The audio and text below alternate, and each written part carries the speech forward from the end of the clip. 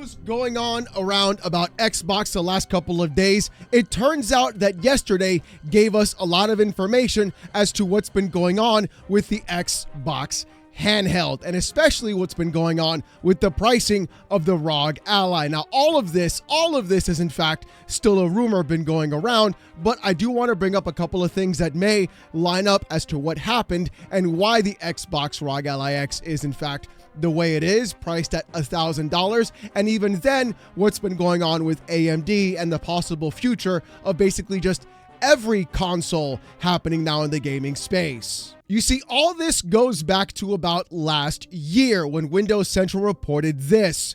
Exclusive, Xbox President Sarah Bond has set up a new team dedicated to game preservation and forward compatibility. The backwards compatibility program will continue the future of Xbox hardware. You see, that little article from last year, in my opinion, is what has kicked off what people have been talking about for the better part of the year, which is that Xbox is going to be moving into a platform style of console, where they're going to be using Windows to go and have all your games available in one space, no longer being part of a console, but now it being a platform, and that new console could be more PC-like than ever before. In fact, a few months back, Sarah Bond, in a video with AMD, said this. This is all about building you a gaming platform that's always with you, so you can play the games you want across devices anywhere you want, delivering you an Xbox experience not locked to a single store or tied to one device. That's why we're working closely with the Windows team to ensure that Windows is the #1 platform for gaming.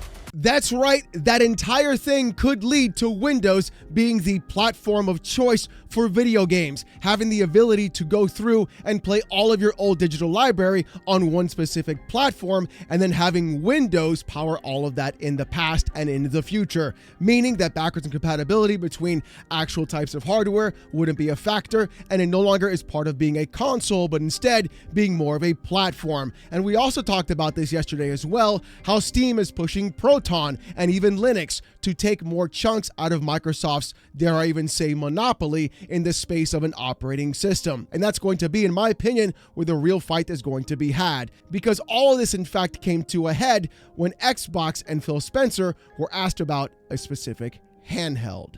You see, a little bit after that point with Sarah Bond making that team, it turns out Bloomberg had an interview with Phil Spencer talking about the future of Xbox and even their hardware. And here's what he said. Spencer has made no secret of his desire to enter the handheld console market with Xbox hardware, and particularly confirmed the plan to IGN back in June following the 2024 Xbox showcase, saying, quote, "The future for us in hardware is pretty awesome," said Spencer. "The work the team is doing around different form factors, different ways to play, I'm incredibly excited about. Today was about the games, but we'll have time to come out and talk more about platform, and we can't wait to bring it to you." You see, there's that pesky little word again.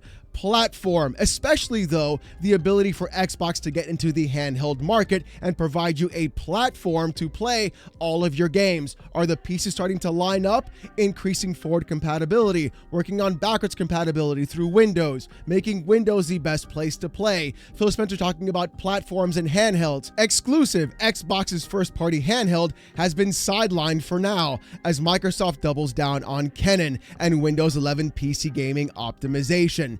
Xbox's handheld ambitions continue unabated, but the focus is shifting towards improving Windows 11 for third-party handhelds for now. The Xbox Series X successor is totally safe with development continuing at full pace. So if you don't remember what Project Canon was, that was actually what's going to become now the Xbox ROG Ally and Ally X, where they're working directly with ASUS to go through and deliver that product for you. At the same time, though, Microsoft was developing their own internal handheld device for you to use, but the thing is they sidelined it, and everyone claimed that the console was going to be, in fact, dead, and it was never going to come out as well. Yesterday, though, we found out that there were some bigger reasons as to why that project was sidelined and why the Asus ROG Ally X was even in production in the first place.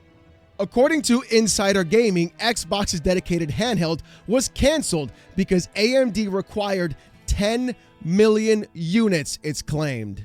Now we're getting to the real crux of the matter and why this is going to be an incredibly scary thing for the industry moving forward. AMD going around and requiring a massive amount of units for Xbox to sell on a handheld tells me one of two things. Either A, AMD decided to go through and try to wring out as much money as they could for Microsoft, or B, my guess is Xbox wanted to actually subsidize the price and cost of those chipsets inside of what they were going to be producing. And AMD didn't want to take the hit in terms of how much it would actually cost to put out those kinds of devices. But we'll get into that in just a moment, because here's what the article had to say from Insider Gaming as well. The news comes from a reputable AMD and hardware leaker, Kepler L2, who has reported on many AMD-related leaks in the past. According to Kepler, Xbox's dedicated handheld was canceled because AMD wanted a massive 10 million unit commitment for a dedicated system, or SoC. It was said that with the Steam Deck only selling around 5 million units and Asus ROG Lenovo Legion only selling 1 to 2 million, and Microsoft didn't want to take the risk. If true, it's not surprising that Microsoft didn't want to make a $10 million chip commitment in the current unprecedented times, but it's always unfortunate to hear of hardware cancellations. Kepler did mention further down in the forum thread that the handheld was quite early in development though, so at least this wasn't a project that was canceled just before it was due to go on sale. Now this to me is incredibly interesting. Like I said before, AMD asking for 10 million units to go through and be provided for the actual purchase is exactly what I'm seeing here before. My guess is, like I said, Xbox may have wanted to subsidize the price and have a lower barrier to entry for a higher performing chipset, unlike the Zen 2 right now with the Asus ROG Ally X costing $1,000. And that's really what I think was going on. Xbox wanted to have a dedicated piece of hardware working directly with AMD. And the crazier part is what we get later on in this video. AMD is exactly the same manufacturer and chip maker that makes all the sets for your Xbox Series X and S's, and also for your PS5 and PS5 Pros. They also do GPUs on PCs. And I've said this time and time again, AMD isn't the greatest. They are in fact NVIDIA's cousin, where you can see them do exactly what NVIDIA does, but usually in a worse fashion every single time. And it never really pans out for them well on the GPU side. CPUs, hey, those are great. GPUs, they could be a lot better and a lot cheaper and perform in different ways, but there are different variables as well on this space. The thing is though, that's my guess on what I think has been going on and why Project Kenan took off with Asus rather than actually having it go through directly with Xbox on their own to have that dedicated piece of hardware. And to give you more evidence as to why I feel Xbox may have been subsidizing the price and AMD was trying to go ahead and charge more for the actual amount of units being sold is because, according to The Gamer, this happened.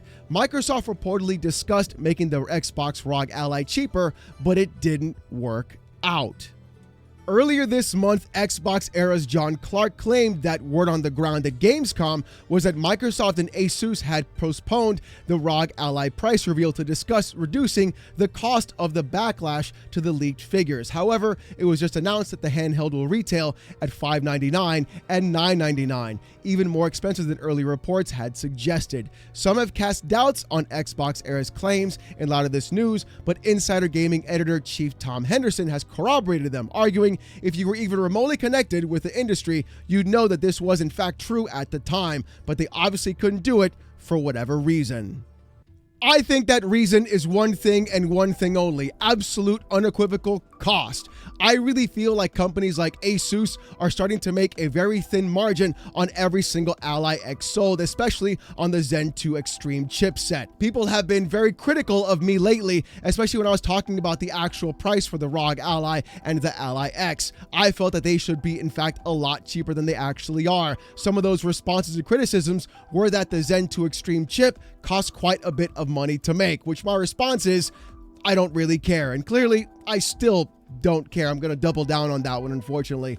I feel, though, that what's happening right now is that AMD is trying to go through and squeeze out every penny they possibly can out of every other person that's trying to have any sort of chipset being manufactured. And even though right now in the handheld space and enduring SoCs, they are, in my opinion, the de facto to go to, you're going to be seeing AMD make a lot of big plays trying to get more money out of these other corporations and then passing the buck on to you as a consumer as well. And this is why I feel like this could be the main reason why Xbox sidelined their own dedicated hardware console, and why there was so much confusion about the Ally X being put out and how long it took for the price to even be released in the first place, mere weeks before its actual release and announcement and even pre-order. At the same time though, you can also see exactly why Xbox is focusing more on Windows as a platform rather than trying to keep going on with a typical old-fashioned kind of console, sequestered off, broken down, and then put away to the side where everybody has to sit and work on it. And the only way you can do backwards compatibility with anything is through either emulation or putting the hardware into that next kind of device. So this could mean a couple of things in my opinion. Number one, you are probably going to be seeing more OEM devices from Xbox, and even, dare I say, from other providers as well. Not only because Xbox is leaving the hardware industry, but because of the fact that I feel like AMD is going to try and start squeezing out as much money as they can from their own SoCs on every provider. You can also bet your sweet bippy, in my opinion, that you're going to be seeing console prices rise. And I feel this could have been the exact same play as to what happened with PlayStation as well, and the cost of the PS5 Pro. Do I feel like Sony and Microsoft are greedy? Absolutely 100%. But I also feel like companies like AMD are also incredibly greedy. And just like their cousin Nvidia, they want to follow in those footsteps, baby. And I will definitely make a bet that you can at some point see that, hey, AMD knew the PS5 Pro was not going to sell as much as everybody else, and they either wanted a price differential or they wanted to go ahead and have an actual unit differential on how many pieces they were going to sell of that actual platform with the Pro, which could explain why the Pro was $700 and then jacked up again to $750, part of those market conditions, basically just being greed. And this also leads back to the previously in the video talking about Valve and the Steam Deck, how it sold around 4 million units, even though on its website directly and not being available in stores. So having a 10 million unit kind of like baseline for Xbox to hit is pretty ridiculous, especially in that market that is basically dominated by Nintendo and even Valve right now. The thing is though, if you don't remember, there was one part specifically that Valve talked about where they were discussing the price of the Steam Deck. In fact, Gabe Newell said this. According to PC Gamer, Gabe Newell expects the Steam Deck to sell millions of units, but the pricing was painful to pick. Performance was priority, but balancing that with cost was a critical aspect too. With Gabe Newell saying, quote, "I want to pick this up and say, oh, it all works, it's all fast." And then the price point was secondary and painful, but that was pretty clearly a critical aspect to it. The first thing was the performance and the experience. That was the biggest and most fundamental constraint that was driving us. And why did I bring up the Steam Deck and the price of it and the performance? Well, it's very simple. It turns out that AMD, in fact, made the chipset for the Steam Deck. It's part of what's called the Van Gogh SoC. And what's even crazier to note is that the Xbox ROG Ally, not the X, the Z2, the white one, the Z2A chipset is in fact the Van Gogh chipset. And right here down below in this chart, you'll actually see a breakdown from videocards.com showing where all those chipsets lie from AMD. The Z2A, the Van Gogh, the Z2 Extreme, and everything else on that board. The thing is though, with the pricing of what's happening right now with the Asus ROG Ally X and the ROG Ally, and also with the information that we saw with Gabe Newell talking about the price being a critical aspect and very painful to reach, and then seeing the rumor as well go around that AMD wanted 10 million units from Xbox's own set of chipsets with their handheld device. And on top of that, seeing the other rumor being corroborated by Tom Henderson going around about Xbox wanting to lower the price on the Asus ROG Ally X and ROG Ally, and then also waiting for the exact 11th hour for the pricing of those Ally consoles to come out. This could in fact all be lining up directly, seeing as how AMD does in fact do around 90% of all the SoCs in the space at this moment in time. They could have done the same thing to PlayStation, and that could be why your PS5 Pro costs $700 but doesn't perform the way it's supposed to, because maybe they saw that they were going to sell enough units but had to make some sort of return on that cost and investment. It could also be why the Asus ROG Ally X is $1,000 when it doesn't need to be, and at the same time while Xbox couldn't in fact do their own dedicated hardware version of that actual handheld device. If AMD is going around and asking for far more money and or far more units to be sold, this could be a massive issue in the gaming space. And that could be exactly what the market conditions were in fact all about. AMD controlling that space directly and saying, hey, you got to give us more money for our chipsets, or at the same time provide us an X amount of sales for us to subsidize that cost for you as well. And I think that's going to be incredibly scary, especially for next generation, because the rumors going around of what we're seeing right now, even though I don't really believe them because it just seems way too far-fetched, you could be seeing $1,000 consoles where PC gaming could be far more lucrative and far easier to get into, where you could see other places start to do more things with OEM devices, especially if that cost is going to be high. Microsoft moving into the platform section could be the saving grace as to not having to spend all that amount of money on hardware every single generation with AMD specifically. Let someone else deal with AMD. We'll port our logo on it, we'll make Windows the actual platform, and then we'll go from there, converting every Xbox console gamer into basically a PC gamer, giving them all their library and keeping them directly with us specifically. And I think that's going to be the bigger key factor, especially as costs rise over and over again. But at this moment in time, again, this is all just speculation. The thing is, though, like I said before, AMD is in fact NVIDIA's and it turns out they're jumping in the same AI boat. In fact, AMD yesterday said this: today we're announcing a multi-year, multi-generational strategic partnership with @OpenAI that puts AMD compute at the center of the global AI infrastructure build-out. With 6 gigawatts of AI infrastructure, initial 1 gigawatt deployment of AMD Instinct MI450 series GPUs capacity beginning in the second half of 2026, enabling very large-scale AI deployments and advancing the entire AI ecosystem. Now you're probably thinking to yourself, Alex, what does that have to do with anything? Well, it turns out, like I said, because NVIDIA, in fact, hit a $4.5 trillion market cap because of their ability to implement so much AI in that infrastructure. And of course, for the regular consumer like you and me, what does that mean? That means chipsets that are more focused on AI and less focused on actually providing better rasterization, which also means a massive price increase consistently across the board. A 5090 should not cost $2,000, but it will cost $2,000 if they shove a bunch of AI into it and make you think it's going to be a deal that way. Again, following the exact same footsteps that we've seen before. This could in fact be the reason why consoles and hardware and everything else tech-wise is increasing in cost, because the actual infrastructure and dumping of money into AI in the first place is exactly what's causing these evaluations to occur, this price increase to happen, these companies to go through and start controlling more market share, and at the same time giving you less of a product, even though they're not supposed to do that at all. In fact, somebody on Twitter caught them saying this. Inverse Kramer said this: let me get this straight. NVIDIA invests $100 billion in OpenAI. OpenAI is NVIDIA's largest customer. OpenAI owns 10% of AMD. OpenAI is AMD's largest customer. Government owns 10% of Intel. Hey, there's a bubble. Now, with all that put together, you can clearly see why this could be, in fact, a massive issue overall. If AMD and NVIDIA start trying to choke out and say, hey, you're either going to give us more sales or you're going to pay us more upfront for our chipsets because of the fact that we have all this AI infrastructure that we're going to be putting into these chipsets in the first place, then things could get really hairy as well. You're going to see console prices increase, GPU prices go even higher every single generation, and those market caps have to increase as well. Like that tweet said from Inverse Kramer, there is in fact a bubble and things could in fact pop very quickly. We saw people get really upset about a $10 price increase for Game Pass. Well, next generation, the rumor is these consoles will be costing a lot more than they are right now, and these market conditions could in fact be really worse for wear. People were blaming things like tariffs, people were blaming things like the actual market itself, when in reality, the real market condition could in fact just be NVIDIA and AMD wanting more money from every single unit sold. And that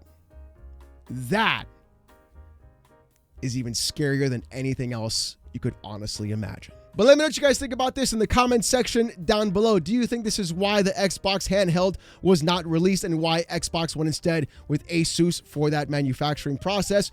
Or do you feel like things could be getting a lot better, or in fact maybe even worse in the gaming space in terms of cost and manufacturing for your own consoles. I want to hear what you guys have to say, like I said, in the comment section down below. If you want to see more of this kind of content, more PC Port reviews, gaming news, Steam Deck videos, fanboy content, and live streams every Saturday night, 8:45 p.m. Eastern, subscribe to the channel. We're on our way to 95,000 subs, and I just got to say thank you guys so very much. If you want Discord access or emotes during live streams, become a YouTube member. It's as low as $1. If you don't want to spend the buck, don't sweat it. Come on down Saturday nights, 8:45 p.m. Eastern, live right here on this channel as I wear a banana suit and get insulted with AI TTS by about 800 people for 5 hours. Trust me, you don't want to miss it. With all that being said, though, thank you guys so much for watching. Hope you have a great one, and I'll see you Gooners next time. Peace!